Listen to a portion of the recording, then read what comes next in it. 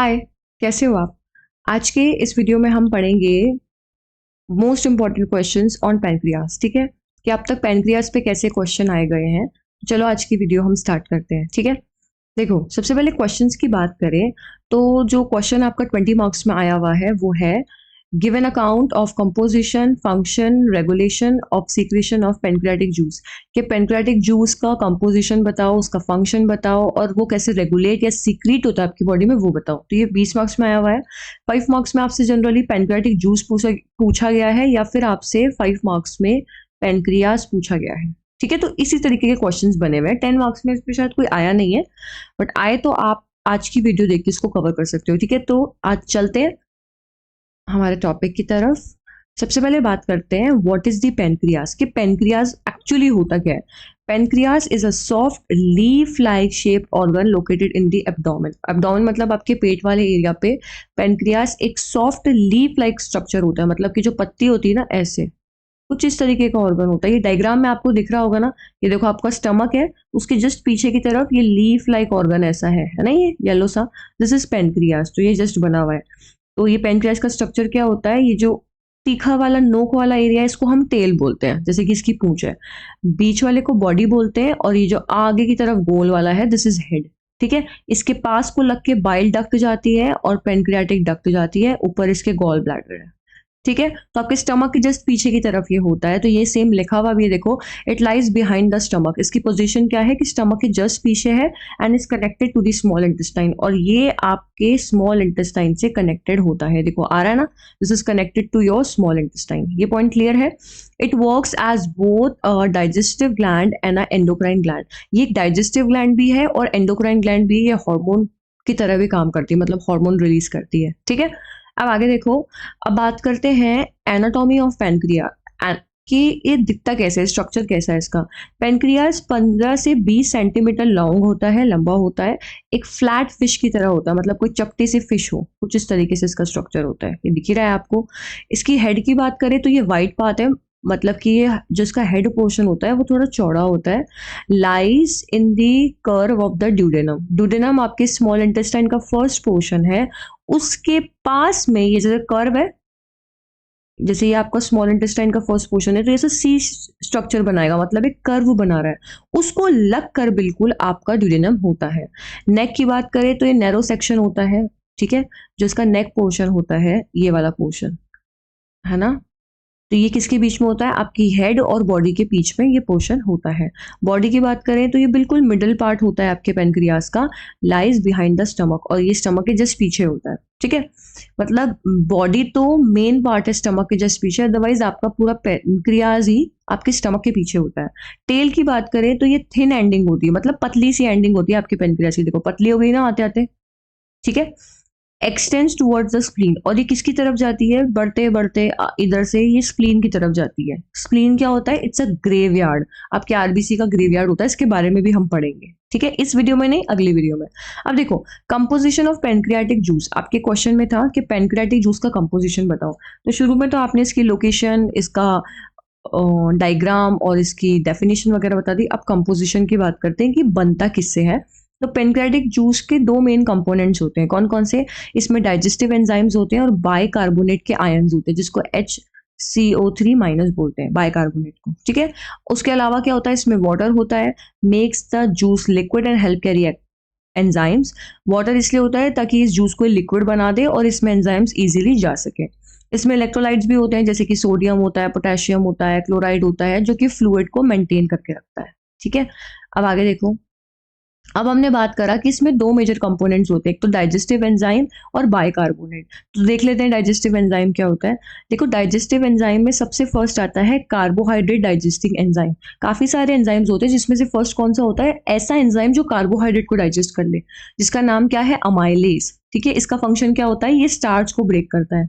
किस पे काम करता है, स्टार्च पे काम करता है। और क्या बनाता है स्टार्च से, माल्टोज, सुक्रोज, ग्लूकोज, ठीक है? आपकी बॉडी में सबसे ज्यादा कार्बोहाइड्रेट कौन सा पाया जाता है, तो वो ग्लूकोज होता है, याद रखना, ये कंपटीशन का क्वेश्चन है। उसके बाद में इसमें प्रोटीन डाइजेस्टिंग एंजाइम होता है, ऐसा एंजाइम जो प्रोटीन को डाइजेस्ट करे, ठीक है? These are released in inactive form and activate in the small intestine. तो ये जो एंजाइम्स होते हैं ये इनएक्टिव फॉर्म में रिलीज होते हैं, पर जैसे ही ये स्मॉल इंटेस्टाइन में जाते हैं तो ये एक्टिवेट हो जाता है, बिकॉज स्मॉल इंटेस्टाइन में आपके फूड का डाइजेशन स्टार्ट होता है। ऐसा क्यों? ताकि ये सेल्फ डाइजेशन ना हो जाए, मतलब खुद से चीजें डाइजेस्ट ना हो जाए, ये खुद से अपने आप को खराब ना कर ले। ठीक है, अब देखो एंजाइम की बात करें तो एक्टिव स्टेट कौन सी है? ट्रिप्सिन। ठीक है, रिलीज्ड एज, ये रिलीज किस फॉर्म में होता है? ट्रिप्सिनोजन की फॉर्म में। इसका फंक्शन क्या होता है? ये 3 तरीके के एंजाइम होते हैं जो आपके प्रोटीन पे काम करते हैं, ट्रिप्सिन, काइमोट्रिप्सिन और कार्बोक्सी पेप्टिडेज। ठीक है, तो ट्रिप्सिन जो है ये तीनों ही एक्टिव फॉर्म है, इनकी रिलीज फॉर्म ये है कि रिलीज कैसे होते हैं? ट्रिप्सिन ट्रिप्सिनोजन की फॉर्म में रिलीज होता है जो प्रोटीन को पेप्टाइड्स में तोड़ता है। ठीक है, तो इसका प्रोडक्ट क्या बना? पेप्टाइड। मतलब ट्रिप्सिन जो है ट्रिप्सिनोजन में रिलीज होगा और क्या बनाएगा? पेप्टाइड्स। किससे? प्रोटीन से।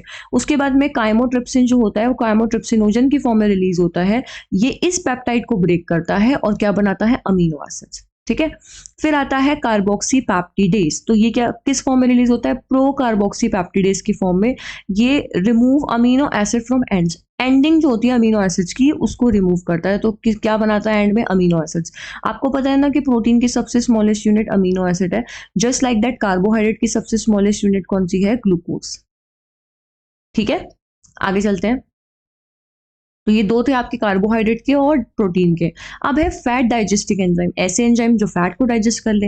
एग्जाम्पल है इसका लाइपेज। ठीक है, लाइपेज क्या करता है? आपके फैट को ब्रेक डाउन करता है। किस पे काम करता है? ये फैट पे काम करता है। और बनाता क्या है ये? फैटी एसिड और ग्लिसरॉल। ये तो ऐसे ही है। ठीक है, तो बेसिकली लाइपेज एंजाइम जो होता है वो फैट को किस में तोड़ता है? फैटी एसिड और ग्लिसरॉल में। उसके बाद बात करते हैं न्यूक्लिक एसिड डाइजेस्टिव एंजाइम, ऐसे एंजाइम जो न्यूक्लिक एसिड को डाइजेस्ट कर ले। तो डीएनएस और आरएनएस 2 एंजाइम रिलीज होते हैं। डीएनएस तो डीएनए को ब्रेक करता है, आरएनएस आरएनए को ब्रेक करता है। ये दोनों काम किस पे करते हैं? डीएनएस डीएनए पे काम करता है, आरएनएस आरएनए पे काम करता है। और क्या बनाता है? न्यूक्लियोटाइड्स। ये इसकी स्मॉलेस्ट यूनिट है। ठीक है, तो आपको समझ में आया किस तरीके से कार्बोहाइड्रेट, फैट, प्रोटीन और न्यूक्लिक एसिड पे पैनक्रियाटिक जूस काम करता है, क्योंकि इसमें ये सारे ही एंजाइम्स प्रेजेंट होते हैं। अब बात करते हैं फंक्शन ऑफ पैनक्रियाटिक जूस कि जो पैनक्रियाटिक जूस होता है इसका फंक्शन क्या होता है। सबसे फर्स्ट फंक्शन इसका होता है डाइजेस्ट ऑल मेजर न्यूट्रिएंट्स, जितने भी बड़े बड़े मेजर न्यूट्रिएंट्स उसको डाइजेस्ट करना। लाइक आपका प्रोटीन हो गया, ठीक है, और कौन सा हो गया? आपका कार्बोहाइड्रेट हो गया, फैट हो गया, ठीक है, और आपके जो ये डीएनएज वगैरह हो गए इनको डाइजेस्ट करता है। ठीक है, दूसरा फंक्शन है इसका न्यूट्रलाइजेस स्टमक एसिड, जो आपका स्टमक का एसिड होता है ये उसको न्यूट्रलाइज कर देता है। मतलब स्टमक का पीएच हाईली एसिडिक होता है, 2 से 3 पीएच होता है। ठीक है, तो पैनक्रियाटिक जूस के अंदर क्या प्रेजेंट होता है? आपके बाइकार्बोनेट आयंस प्रेजेंट होते हैं, ये न्यूट्रलाइज कर देते हैं एसिड काइम को। ठीक है, काइम क्या होता है? जब फूड आपका स्टमक से, जब आपने फूड खाया, किसी बंदे ने फूड इनटेक करा, खाने के बाद में वो ईसोफेगस के थ्रू जब जाएगा, तो जो खाना आपने मुंह में खाया, तो जब आपने कोई फूड लिया तो चबाओगे आप उसको, तो धीरे धीरे वो गोल गोल बन जाएगा और सलाइवा के साथ में मिक्स हो जाएगा। तो जब फूड सलाइवा के साथ में मिक्स होता है तो हम उसको बोलस बोलते हैं। लेकिन जैसे ही ये फूड स्टमक में एसिड के कांटेक्ट में आता है, लाइक HCl के कांटेक्ट में आता है, तो ये फूड किस में बन जाता, कन्वर्ट हो जाता है? काइम में। ठीक है, मतलब क्या फूड के अंदर क्या है? एसिड प्रोडक्शन है, और ये सेमी डाइजेस्टेड फूड है, मतलब प्रॉपर्ली डाइजेस्ट नहीं हुआ है तो अनडाइजेस्टेड भी नहीं है। सेमी मतलब बीच का है, डाइजेस्ट है भी और नहीं भी। ठीक है, तो जो आपका स्टमक में एसिड होता है ये उसको न्यूट्रलाइज करता है। कौन? पैनक्रियाटिक जूस, क्योंकि इसमें बाइकार्बोनेट आयंस होते हैं जो स्टमक के एसिडिक एनवायरनमेंट को न्यूट्रलाइज कर देते हैं। ठीक है, बेसिकली एसिडिक काइम को न्यूट्रलाइज करते हैं, जो स्टमक से कहाँ आया होता है? स्मॉल इंटेस्टाइन के अंदर। मतलब जो खाना आपने खाया था आपके मुंह से आपके पेट में गया और पेट में वो एसिड से मिला, तो उसमें अब एसिड प्रोड्यूस हो गया। अब स्टमक के बाद स्मॉल इंटेस्टाइन आता है, तो वहां जाने के बाद में क्या होगा कि जो एसिड है वो न्यूट्रलाइज हो जाएगा। किसकी वजह से? बाइकार्बोनेट की वजह से। ठीक है, इससे क्या होगा? स्लाइटली एल्कलाइन एनवायरनमेंट बन जाएगा, मतलब थोड़ा बेसिक एनवायरनमेंट बन जाएगा। ठीक है, तो ये दूसरा फंक्शन है। थर्ड फंक्शन है support nutrients absorption by breaking food into small absorbable molecules. Pancreatic juice makes it easier for the small intestine to absorb nutrients in the bloodstream. ठीक है, थर्ड फंक्शन और मोस्ट इंपॉर्टेंट फंक्शन है pancreatic juice का कि क्या करता है? Food के बड़े मॉलिक्यूल्स को छोटे छोटे टुकड़ों में तोड़ देता है, ऐसे मॉलिक्यूल्स में तोड़ देता है कि उनको एब्जॉर्ब करना बहुत ईजी हो जाएगा। ठीक है, पैनक्रियाटिक जूस स्मॉल इंटेस्टाइन के लिए आसानी कर देता है कि वो ईजिली अपने न्यूट्रिएंट्स को एब्जॉर्ब कर सकता है। आपको पता है स्मॉल इंटेस्टाइन में और आपके इंटेस्टाइन में microvilli finger like projections present होते हैं, जिनका फंक्शन क्या होता है, सरफेस एरिया इंक्रीज करना और फूड को एब्जॉर्ब करना। तो खाना कब पचेगा, जब वो छोटे छोटे फॉर्म में टूट जाएगा, तो उसको तोड़ने में भी आपका पैनक्रियाटिक जूस काम करता है। ठीक है, उसके बाद में prevent self digestion of the pancreas. Proteolytic enzyme like trypsin are release in an inactive form, example trypsinogen. ठीक है, ट्रिप्सिनोजन ट्रिप्सिन में कन्वर्ट होता है। ठीक है, तो पहले जब ट्रिप्सिन रिलीज होता है तो वो ट्रिप्सिनोजन की फॉर्म में रिलीज होता है। ठीक है, जो कि एक इनएक्टिव फॉर्म है। ठीक है, ऐसा क्यों? अगर वो शुरू में ही ट्रिप्सिन की फॉर्म में रिलीज हो जाएगा तो क्या होगा, वो सेल्फ डाइजेशन शुरू कर देगा, मतलब पैनक्रियाज को ही अफेक्ट करने लग जाएगा। ठीक है, तो इसकी वजह से वो किस में रिलीज होता है, इनएक्टिव फॉर्म में, जैसे कि ट्रिप्सिनोजन। समझ में आया आपको? They are only activated in the small intestine. जितने भी एंजाइम्स आपके पैनक्रियाटिक जूस में प्रेजेंट होते हैं, ये कभी एक्टिवेट होते हैं जब ये स्मॉल इंटेस्टाइन में आ जाते हैं और फूड पे काम करने लगते हैं। उससे पहले इसीलिए नहीं होते ताकि सेल्फ डाइजेशन को वो रोक सके। ठीक है, so the pancreas does not digest itself, ताकि पेनक्रियाज खुद को डाइजेस्ट ना कर ले। क्लियर? आगे चलते हैं। अब बात करते हैं regulation of pancreatic juice secretion, कि पेनक्रियाटिक जूस सिक्रीट हो रहा है, इसका रेगुलेशन कैसे मेंटेन हो रहा है, मतलब कौन इसको मेंटेन कर रहा है। ठीक है, तो pancreas doesn't release juice all the time. Pancreas ऐसा नहीं है 24 घंटे ही जूस बनाया जा रहा है, रिलीज करता जा रहा है। ठीक है, it's secretion is regulated based on, इसका सिक्रीशन किस पे डिपेंड करता है, व्हेन यू ईट, आप कब खाना खा रहे हैं, what type of food enter in the small intestine, किस तरीके का खाना आपके स्मॉल इंटेस्टाइन में आया है। तो मेनली इसका रेगुलेशन दो चीजों से कंट्रोल होता है, एक आपका नर्वस सिस्टम कंट्रोल करता है, दूसरा हार्मोन्स कंट्रोल करते हैं। अब होता क्या है ये देखो, सबसे पहले फेजेस देखते हैं रेगुलेशन के। इससे पहले भी हमने गैस्ट्रिक जूस के फेजेस पढ़े थे, उसमें भी 3 फेजेस थे, वो सेम फेजेस पैनक्रियाटिक जूस के लिए भी काम कर रहे हैं। ठीक है, तो देखो पैनक्रियाटिक जूस का सीक्रेशन 3 फेजेस में होता है। अगर आपने प्रीवियस वीडियो देखी तो आपको ये जरूर आता होगा, आपने याद भी कर लिया होगा। साथ के साथ में नोट्स बनाते जाना, ये बात बार बार ना बोलनी पड़े और इसको याद करते जाना। ठीक है, अब देखो सिफेलिक फेज, देखो इसको ट्रिगर किस वजह से होता है, किस वजह से इसको तकलीफ होती है, ये शुरू हो जाता है। सबसे पहले साइड, आपने कोई खाना देख लिया, स्मेल कर लिया, टेस्ट कर लिया, या आपने खाने के बारे में सोच भी लिया, तो सिफेलिक फेज तुरंत वहीं स्टार्ट हो जाएगा, मतलब कि थिंकिंग अबाउट फूड, आप खाने के बारे में सोच रहे हो। ठीक है, brain send signals through vagus nerves, vagus nerves के थ्रू नर्वस सिस्टम की हेल्प से ब्रेन क्या करेगा, सिग्नल्स भेजेगा। ठीक है, तो mild stimulation of pancreas to release enzyme, थोड़ा बहुत सिग्नल्स जाएंगे कि भाई थोड़ा बहुत पेनक्रियाज का जूस आप रिलीज कर दो। ठीक है, बहुत स्मॉल अमाउंट पे, अभी सिर्फ सोच ही रहे हैं। ठीक है, या खाना देखा ही है, या फिर आपने सूंघा ही है, या फिर हल्का सा टेस्ट ही करा है, प्रॉपर अमाउंट में आपने लिया नहीं है उसको। ठीक है, तो उस फेज में ये होगा। दूसरा फेज आता है आपका गैस्ट्रिक फेज, या फिर आप उसको बोलो कि फूड आपके पेट में आ चुका है। तो ये कब होता है, food stretching in the stomach, जब फूड आपके स्टमक में आ जाए और आपकी स्टमक की वॉल स्ट्रेच होने लग जाए, खाना टूटने फूटने लग जाए, उस पर एंजाइम्स काम करने लग जाए, वापस से स्टिमुलेशन ब्रेन के थ्रू किस पे जाएगा, वेगस नर्व्स के थ्रू जाएगा स्टमक के पास, कि भाई अब आप पैनक्रियाज का जो सिक्रीशन है वो भी निकलेगा और गैस्ट्रिक जूस का सिक्रीशन वो भी निकलेगा।